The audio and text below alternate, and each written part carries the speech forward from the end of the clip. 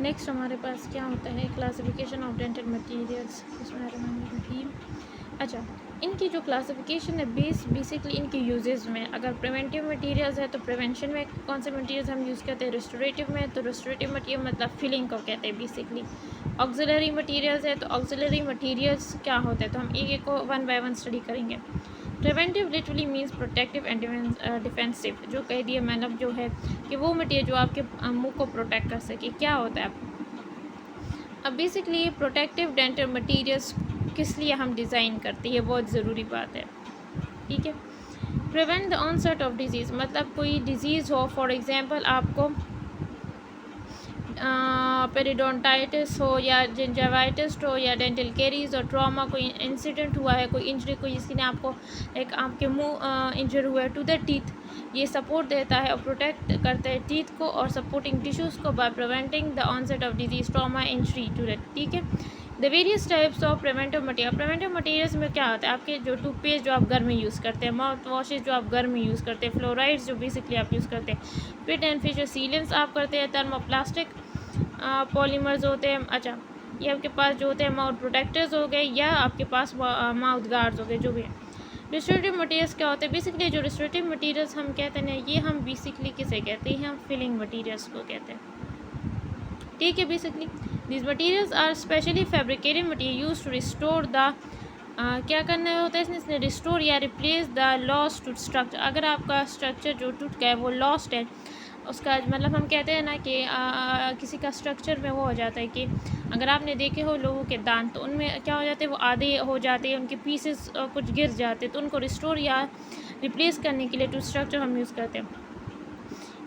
allows the tooth structure but also to restore the function of the teeth, कि हमने function of the teeth को restore करना है, तो ये जो मटेरियल है इसे आपने स्ट्रॉन्ग और हार्ड रखना होता है,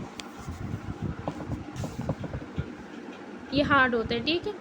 some restore materials stimulate the appearance of tissues that been replace, कहते हैं कुछ ऐसे मटीरियल जब आप लगाते हैं तो वो स्टिमुलेट अपीयरेंस के अपीयरेंस को बेहतर करते हैं, उनकी ग्रोथ करवाते हैं, दैट बीन रिप्लेस।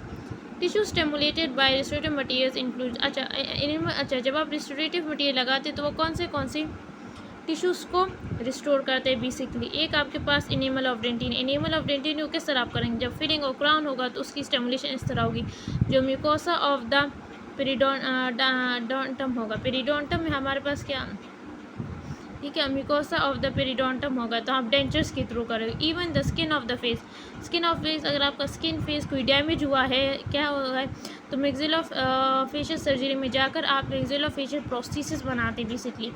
वो material that are tooth colour are often called aesthetic materials. अगर आपसे पूछा कि एस्थेटिक मटीरियल्स क्या होते हैं, तो आप कहेंगे sir these are tooth coloured materials, ठीक है। इस रेस्टोरेशन में डायरेक्ट और इनडायरेक्ट आता है। डायरेक्ट और इनडायरेक्ट में हमारे पास क्या होता है कि जो डायरेक्ट मटीरियल्स होते हैं they are directly placed into the prepare cavity and no involuntary laboratory procedure, इसके नाम से होते हैं डायरेक्ट, मतलब अगर आपके पास फॉर एग्जांपल हमारे पास अमलगम हो गया, जीआईसी हो गया, कंपोज है, तो हम डायरेक्टली वो प्लेस करेंगे जो कैविटी होगी, इसको हमें लैब में नहीं भेजना पड़ता,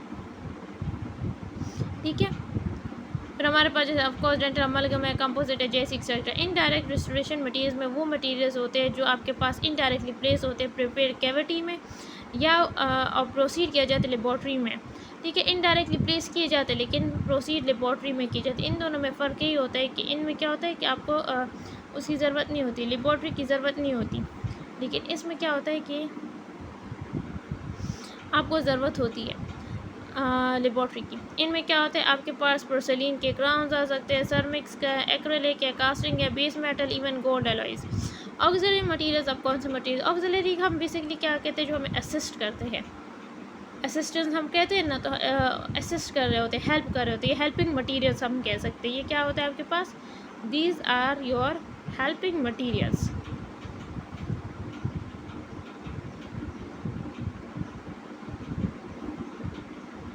These materials are placed in the process of fabricating dental processes. ये मटीरियल वहाँ यूज़ करते हैं जहाँ हमने आपको कोई प्रोसेसेस या एप्लियंसेस बनाते हैं, but do not become the part of processes और एप्लियंसेस। वही बात है कि प्रोसेसेस या एप्लियंसेस का पार्ट नहीं बनता। हमारे पास इसमें एसिड एचिंग एजेंट्स होते हैं।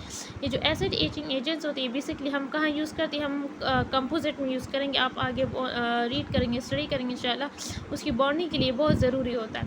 इम्प्रेशन मटीरियल जिसे आप इम्प्रेशन लेते हैं, जैसे अल्जीनेट होगा, एगर होगा। कास्टिंग इन्वेस्टमेंट जिसमें हमारे पास जिप्सम कास्ट मॉडल मटीरियल होता है। डेंटल वैक्सेस जो आप यूज़ करते हैं वो भी ऑक्सिलरी मटीरियल है। एक्रेलिक रेजन्स जो हम यूज़ करेंगे for impression, bleaching press and finishing and polishing, abrasive etcetera.